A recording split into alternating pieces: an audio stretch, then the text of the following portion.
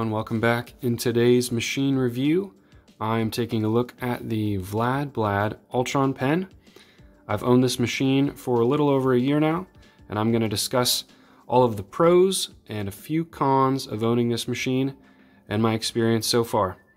Let's take a look. Now, focusing on these grips for a second. The lightweight aluminum is what comes with the machine. It's not a bad grip by any means, but it definitely does not compensate for the overall weight of the machine body and motor. If you use either one of these aluminum grips, whether it's the small or large model, you'll feel a little bit more of a pull back on the hand. And if you're used to pen style machines, that might be perfectly fine. If you are like me and come from more of a coil background, I will generally recommend the stainless, whether that's the small or larger version there. I noticed that the larger grips do have the Vlad Blad emblem on them, which is pretty cool. So now I'm going to list all of the specs for each one of these on the screen, just so you can kind of compare and contrast along with the dimensions and weight of the machine body. So I'll let that run just for a second so you can compare those. And I'm going to set up one of these cartridges just so you can hear how the machine runs. Now, I have run into a couple mismatch issues, I guess I'll call it that, for the sake of not knowing the proper term, but the machining on these grips is so exact that certain brands might get stuck. This is a Cheyenne Craft cartridge. I haven't had any issues with this brand at all, but it does fit extremely snug, and I think it is Elite, the manufacturer Elite, and their cartridges, I know they have several different versions available. Some of those do not fit any of these grips. And then I believe any company that orders from Elite and then just rebrands as their own, for example, like Saltwater, I know their cartridges don't work very well in these grips and can actually get stuck where the bottom part of the cartridge remains in the grip itself, which can be dangerous because then you have the needle exposed. Something to think about. I use any of these brands here on a daily basis. I have T-Tech, Cheyenne, and here's a Quadron. And I'm going to run all of these just so you can hear what they sound like. So first things first, this is 9 volts with the Cheyenne.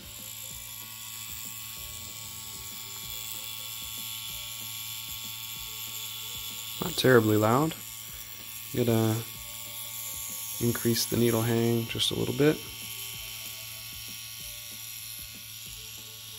Now I'm going to use this larger stainless grip for all of these, just so there's some consistency there. Here's the Quadron. And then after I do these liner cartridges, I am going to use a really big, at least really big for me, mag. It's a 23 Cheyenne. Here's the Quadron. Bring that down to about 2 millimeters. So again, you can hear it, but I wouldn't say you'd have any complaints from your client or other artists. I'll bump that back up to more needle hang.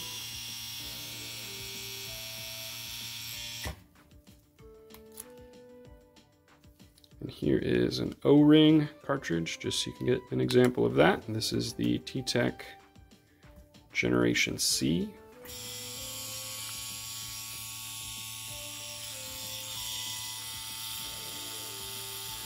And while we're on the subject of cartridges, in my experience so far, I do recommend membrane cartridges, and I would also push you towards a medium to high tension cartridge.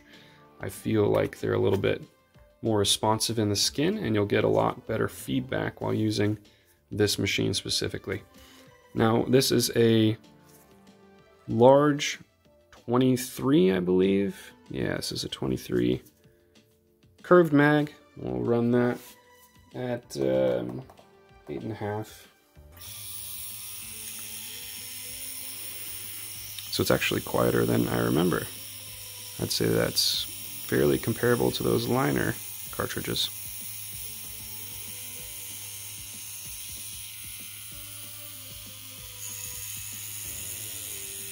Okay, I feel like that's a fairly decent cartridge demo for you.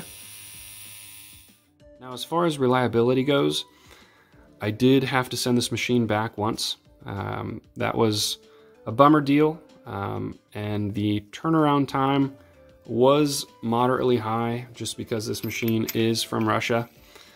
The machine stopped delivering power completely. It was plugged in. I tried a variety of cords. It turned out the issue was a disconnect from the RCA connection to the motor. One of the connections had completely split. I'm not sure how that happened. I don't know if there was a twisting motion here that affected that, or if it was loose to begin with. But they did replace the inner workings completely and actually provided me with the failed parts when they shipped it back, just to confirm that it had been repaired. So that was cool to see them stand behind their warranty. It was a bummer to see it break in the first place. That was about 6 months ago, so I do have about 6 months of use on it now and haven't had any issues since. Now, of the 4 facets, lining, shading, color, and then dot work, this tool works very well in all of those techniques. I would say if I had to claim that one of them was weaker than the others, I would say perhaps this might fall on the slightly weaker end when it comes to lining. It's even hard to say that because it lines so well. But you will find yourself more than likely having to bury the needle just a little bit.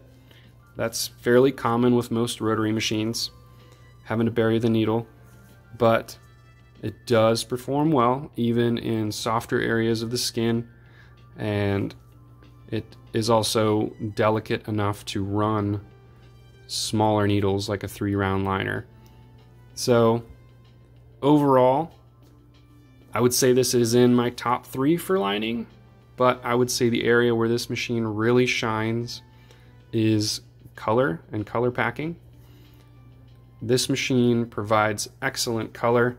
It always heals up very vividly. I have several tattoos that I'm surprised by seeing them a year or so later and knowing that I used this machine on that specific piece and being impressed with the vibrancy and the smoothness of the color heals. So I definitely recommend this if you are into brighter colors. So lastly, in summary, let me spin this around for you a couple more times just so you get the true feel of this machine. I'm just kidding. I feel this purchase was awesome for me and my career. I definitely learned a lot about tattooing. I always learn about tattooing when I buy a new machine and how it responds in the skin. I would also push you towards trying out one of these other grips.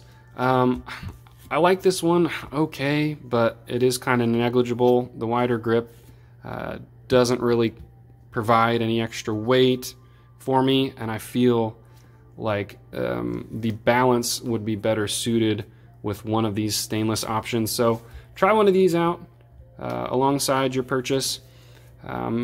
I would say probably buy it at the same time as you buy the machine, because you do have to account for shipping. It does take a little bit to get to the United States from Russia if you're purchasing from the US.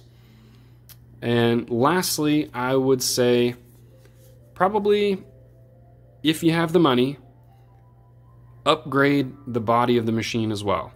Just jump into an option that is plated.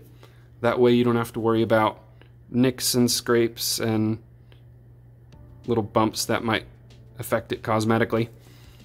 If you don't care and you just want to go with the stock option, that's good too. But thanks again for watching my videos. I do like to put out several tattoo related videos each year, and this is one of them.